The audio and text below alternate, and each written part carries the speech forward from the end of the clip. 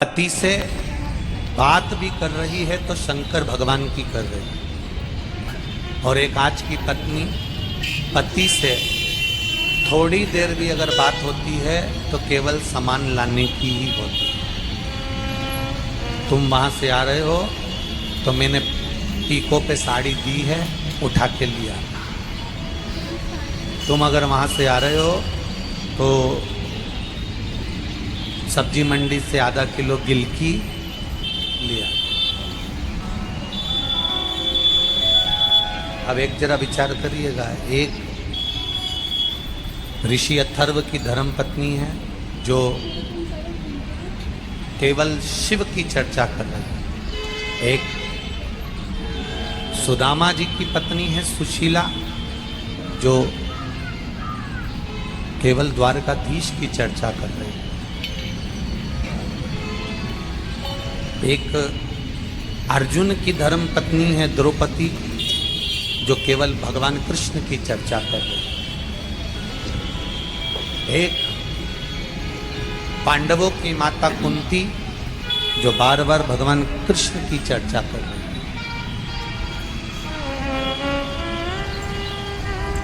संपूर्ण विश्व में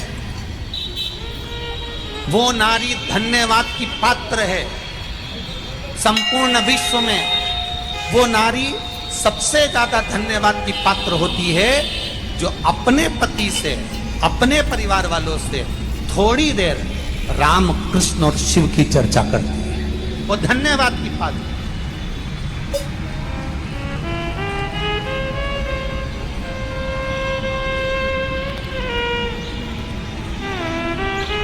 और मेरा विश्वास कहता है बेटमा में ये लाखों की संख्या में जो भक्त आए हैं, आप लोग लाखों की संख्या में यहाँ पहुंचे हो, तो ये मेरा विश्वास कहता है कि जितने लोग ये देपालपुर, बेटमा, इंदौर क्षेत्र के हैं, ये मेरा विश्वास कहता है प्रत्येक घर में चाहे बहू हो, सास हो, ननंद हो, बेटी हो, दामाद हो, जो भी घर में होगा, मेरा विश्वास कहता है कि आपके घर में प्रतिदिन भले एक बार बात निकले पर शंकर भगवान की बात जरूर निकलती है। ये निश्चित था, ये मेरा विश्वास कहता है, ये मेरा भरोसा कहता है, ये मेरी दृढ़ता से।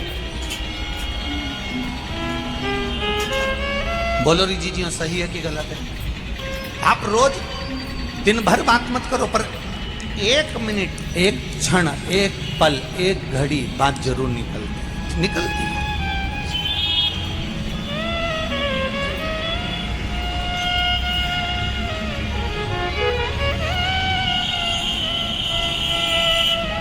और हम तो हमेशा कहते आए, आज फिर कह रहे हैं, जितनी भी माताएं कथा सुनने के लिए आए, जितनी भी माताएं कथा श्रवण करने के लिए आए, उनसे निवेदन है कि प्रयास करा करो कि अपने घर के पुरुष को भी एक लोटा जल हाथ में देकर शिव मंदिर भेजने का प्रयास करा करो। कारण दिन भर दुकान पर बैठकर वो कमाता है, दिन भर व्यापार वो करता है, दिन भर व्यापार करता है, दिन भर बैठकर कमाता है। सुबह 8-8 बजे से 9-9 बजे से लेकर 12-12, 1-1 बजे तक वो व्यापार करता है, प्रेशर बढ़ाता है। सुबह 8-8 बजे से लेकर 11-11, 12-12 बजे तक वो कार्य करता है। प्रत्येक घर की माता का एक नियम होना चाहिए कि अपने पति से कहे कि 5 मिनट शंकर जी के मंदिर चले जाओ, जो तुम्हारे घर के पास में मंदिर है, जो तुम्हारे घर के करीब में मंदिर है, उसमें जाओ, एक लोटा जल चढ़ाकर। पति पूछेगा क्यों? तू जा तो रही है, तू चढ़ा तो रही है, क्या तेरे जल चढ़ाने से क्या मुझे फल नहीं मिलेगा? पत्नी हाथ जोड़कर कह देना, मैं भोजन करूंगी तो मेरा पेट भराएगा और तुम भोजन करोगे तो तुम्हारा पेट भराएगा। ये तुम्हारे। पत्नी कमाने नहीं जाती, पति कमाने जाता है तो झूठ भी उसको बोलना पड़ता है, बेईमानी भी उसको करना पड़ता है। 1 रुपए का 2 रुपया भी उसको करना, छल भी उसको करना पड़ता, कपट भी उसको करना पड़ता। पति की कमाई का पति बेटा भी होगा, पर पति ने जो कर्म करा है उस कर्म का हिस्सेदार कोई नहीं होगा, केवल उस अकेले को भोगना पड़ेगा। इसलिए तुम जाओ, 1 लोटा जल लेकर जाओ और जल चढ़ाओ। बहुत विडंबनाओं से भरा हुआ ये मानव का देह और मानव का शरीर है, बहुत विडंबनाओं से भरा हुआ मानव का देह, मानव का शरीर बड़ी विडंबनाओं से भरा हुआ है। आज के जमाने में भजन करने वाले कम मिलेंगे, नाम जाप करने वाले कम मिलेंगे, स्मरण करने वाले कम मिलेंगे, कीर्तन करने वाले कम मिलेंगे, भगवान की सेवा करने वाले कम मिलेंगे, दिखावा करने वाले ज्यादा मिलेंगे। अब तुम उसको भी जाने दो। अभी अभी तुम देखो कि इतनी गेहूं की फसल चल रही है, कितनी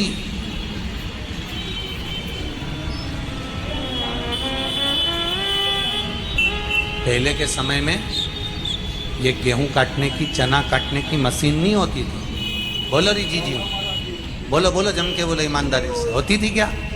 नहीं। पहले के समय में गेहूं काटने वाले मिल जाते थे, पहले के समय में चना काटने वाले मिल जाते थे। आज के ज़माने में गेहूं काटने वाले, चना काटने वाले नहीं मिलते हैं, पर गला काटने वाले ढेर मिल जाते हैं। नहीं मिले, इनको ढूंढ ढूंढ के थक जाओ तो नहीं मिलेगा। गेहूं काटने वाला ढूंढो, मिलेगा क्या? अरे साहब बहुत महंगा मिल रहा, अब की बार गेहूं काटना बड़ा भारी पड़ रहा, चना काटना बड़ा भारी पड़ रहा, तो लोगों ने मशीन लगा दी कि मशीन से काट दो साहब, मशीन से काट दो। उन्होंने मशीन लगा। गेहूं चना काटने वाले कम मिलेंगे, पर लोगों का गला काटने वाले, अपशब्द कहने वाले, गाली देने वाले, आड़ा टेढ़ा कहने वाले, कोई चढ़ रहा है ऊपर की ओर, उसका पांव खींचकर नीचे लाने वाले, उसको अपशब्दों पे अपशब्द कहने वाले, कोई उन्नति की ओर आगे बढ़ रहा है, कोई धर्म की ओर आगे बढ़ रहा है, कोई सनातन धर्म की ओर आगे बढ़ रहा है, कोई भगवत भजन की ओर आगे बढ़ रहा है। आज के जमाने में गेहूं काटने वाले मिले चाहे ना मिले, चना काटने वाले मिले चाहे नहीं मिले, पर आज के जमाने में दुनिया को काटने वाले, सनातन धर्म को काटने वाले, कहीं भगवत भजन करने वाले को काटने वाले बहुत मिलेंगे। कोई घर का बेटा सुंदरकांड में जा रहा है तो माता पिता को बुरा लगता है, कोई घर का बेटा भगवत भजन में जा रहा है, घर के लोगों को बुरा लगता है। घर का, अरे जाने दो, कई कई घरों में तो ये हालत है कि पति अगर रोज रामायण में चले जाए, पति रोज सुंदरकांड में चले जाए, पति अगर रोज भगवत भजन में चले जाए, तो पत्नी का मुंह भगोना हो जाए। कहाँ गए थे? केवल सुंदरकांड सुंदरकांड सुंदरकांड, केवल रामायण रामायण रामायण, केवल शिवपुराण शिवपुराण शिवपुराण। तो बाबा जोगी बन जाओ ना। काय को आते हो रात को घर? क्यों आते हो इतनी रात को 2-2 बजे घर? और वही पति सुंदरकांड में नहीं जाए, रामायण में नहीं जाए, और जगदम्बा को घुमाने के लिए आइलैंड ले जाए, जगदम्बा को घुमाने, तो फिर पत्नी इतनी खुश, तुरंत सिर पे पल्लू मल्लू डाल के अब समझ में आया कि उसको उसमें अब उसको सुख मिल रहा है। भजन में जाने पर उसको सुख की अनुभूति नहीं हो रही, रामायण में जाने पर उसको सुख की अनुभूति नहीं हो रही है, शिव महापुराण में जाने पर उसको सुख की अनुभूति नहीं हो रही है। ये हमारी सोच है कि ये रामायण में क्यों जा रहा है, ये भगवत भजन में क्यों जा रहा है, ये कीर्तन में क्यों जा रहा है, ये मंत्र जाप में क्यों जा रहा है। नियम बनाओ बेटमा की माताओं कि अपने घर के एक एक बच्चे को शंकर के मंदिर में भेजने की एक ललकता पैदा करना है कि जा शिव मंदिर में जाकर तू जल चढ़ा, शंकर के मंदिर में जा। अपने पति से एक बार दिन में 24 घंटे में एक बार शंकर की चर्चा करना है, राम की चर्चा करना है, कृष्ण की चर्चा करना है, भगवत भजन की चर्चा करना है। अपने घर में दादियों से निवेदन है, दिन भर बैठकर रोटी खाए, कांदा निकाए और उसके बाद दांत खुरती जाए, उससे अच्छा है 2 मिनट बैठकर भगवत चर्चा करना है। क्यों करना है? क्योंकि ये भगवत चर्चा ही हमारे जीवन का एक सुख पा जाती है। जब कोई नहीं आता, दुख की घड़ी जब आती है, परिवार, नाते, रिश्ते, कुटुंब, कबीला, ये सब चले जाता है, दूर हट जाता है, तब उस जगह पर तुमने जो शंकर भगवान की कथा सुनी है, शिव मंदिर गए हो, शंकर भगवान की अर्चना करी है, शिव चर्चा करी है, तब उस जगह पर मेरा महादेव आकर खड़ा हो जाता है। फिर कोई नहीं, शिव हो।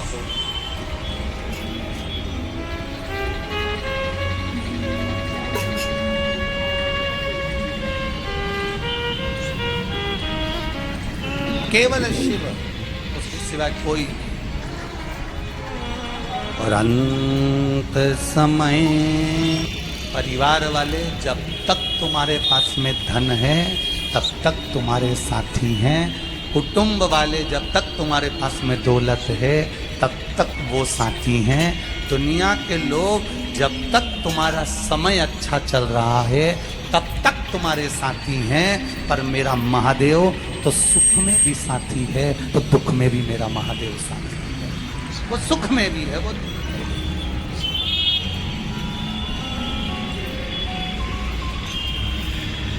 एक लाइन आप लोग गुनगुनाते रहते हो ना, जब कोई नहीं आता भोले लोग का, अगर कोई देव है तो वो देव अधिदेव महादेव बैठा है। ब्रज भूमि में भगवान कृष्ण पधारे तो महादेव जी से निवेदन करा, मैं ब्रज में आ रहा हूँ, क्या आप वहाँ नहीं आओगे? भगवान कहने लगे, आप चिंता मत करो, हर पल पल में शिव आपको ब्रज में मिलेंगे।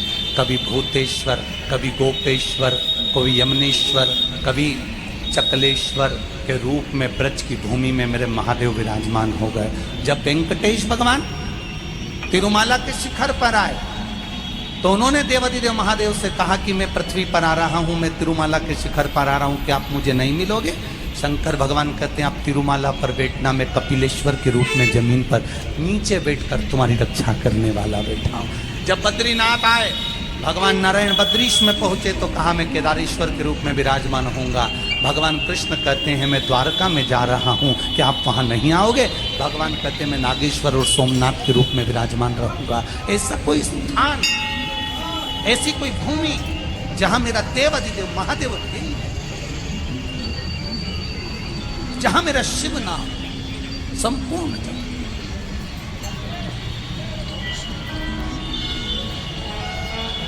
करो प्रयास,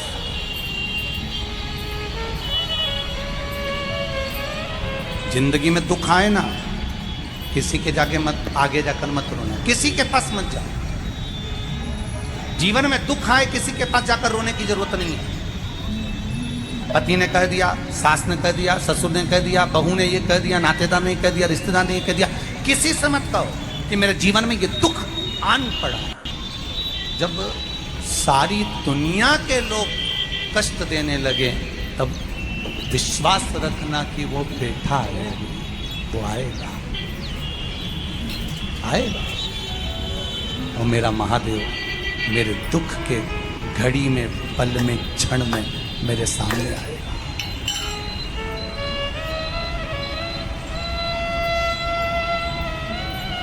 अपन पहले भी कथा में काज फिर कह रहे हैं, बच्चा रोता है तो कह देते हैं बाबा आया, बच्चा चुप हो जाता है। जरा बड़ा बच्चा है, जिद कर रहा है तो अपन चिल्ला के बुलाऊं थारा दाई जी के,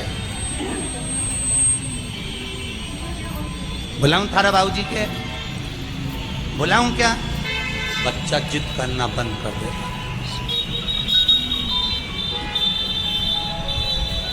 बुलाऊं क्या? बस बच्चे ने जिद करना बंद कर दिया। छोटा बच्चा रो रहा है तो कह दिया बाबा आ रहा है, बच्चा चुप हो गया।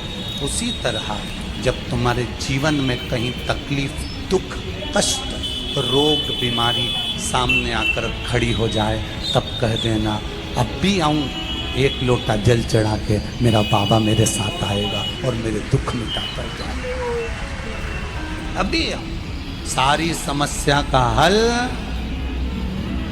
जरा जम के बोलो, एक लोटा। अभी आऊं मैं सिंह जी के मंदिर से, अभी आई 2 मिनट में मैं शंकर जी के मंदिर।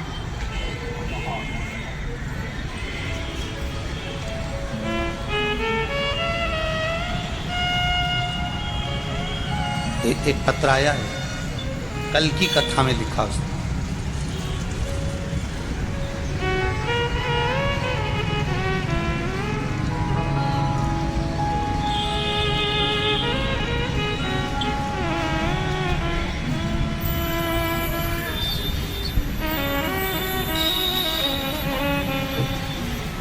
अंत समय प्रभु आना पड़ेगा, वचन दिया तो निभाना पड़ेगा।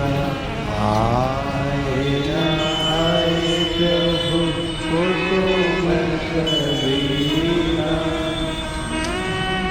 समय प्रभु आना पड़ेगा, वचन दिया तो निभाना पड़ेगा। अंत समय प्रभु आना पड़ेगा, वचन दिया तो निभाना